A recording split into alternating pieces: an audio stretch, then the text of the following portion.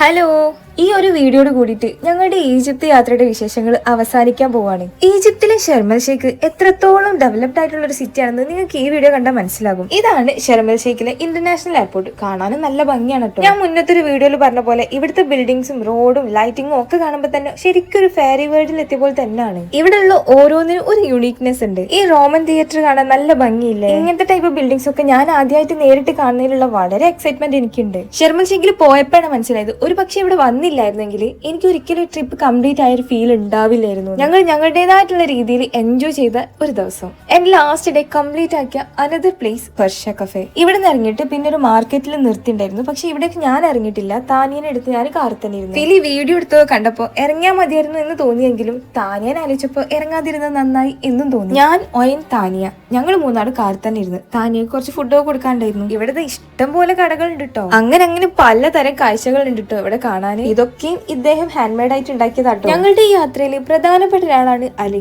ഞങ്ങളുടെ ഡ്രൈവർ. ഞങ്ങളുടെ ഒപ്പമുള്ള യാത്രയിൽ അലിയും ഹാപ്പിയാണ് തന്നെയാണ് ഞാൻ വിശ്വസിക്കുന്നത്. അന്ന് രാത്രി അലി മക്കൾക്ക് കേക്കൊക്കെ വാങ്ങിക്കൊടുത്തിട്ടുണ്ടായിരുന്നു. 7 മണിക്കൂർ കൈറോയിലേക്ക് യാത്ര ഉണ്ടായിരുന്നത് കൊണ്ട് പുലർച്ചെ 4 മണിക്ക് ഞങ്ങൾ ഇറങ്ങി. ഒന്ന് ഉറക്കെണീറ്റ് നോക്കിയപ്പോ ഫുള്ള് മരുഭൂമി. സത്യമായിട്ടും മരുഭൂമിക്കും ഭംഗിയുണ്ടെന്ന് മനസ്സിലാക്കിയത് ഞാൻ അന്നാണ്. ഈവനിങ് ആയിരുന്നു ഞങ്ങൾക്ക് ഫ്ലൈറ്റ്. ഉച്ചക്കിന് ഞങ്ങൾ അവിടെ എത്തി. അങ്ങനെ ഈജിപ്തിനോട് ബായ് പറഞ്ഞ് ഞങ്ങൾ ഫ്ലൈറ്റ് കയറിയ മുതൽ ഇറങ്ങുന്നത് വരെ താനി ആർക്കും സ്വൈര്യം കൊടുത്തില്ല എന്ന് പറയുന്നതാണ് സത്യം. ഇങ്ങനെയുള്ള കാഴ്ചകൾ കാണണമെങ്കിൽ ഫ്ലൈറ്റിൽ തന്നെ കയറണം. എന്ത് ഭംഗിയായിരുന്നോ കാണാൻ. Egypt to Riyadh to Calicut. അങ്ങനെ കുറെ നല്ല നിമിഷങ്ങൾ ഇനി എന്റെ ഓർമ്മകളിൽ മാത്രം ചുരുങ്ങാൻ പോവാണ്. ഇനി നമുക്ക് നാട്ടിലെ വിശേഷങ്ങൾ കാണാം. ബൈ.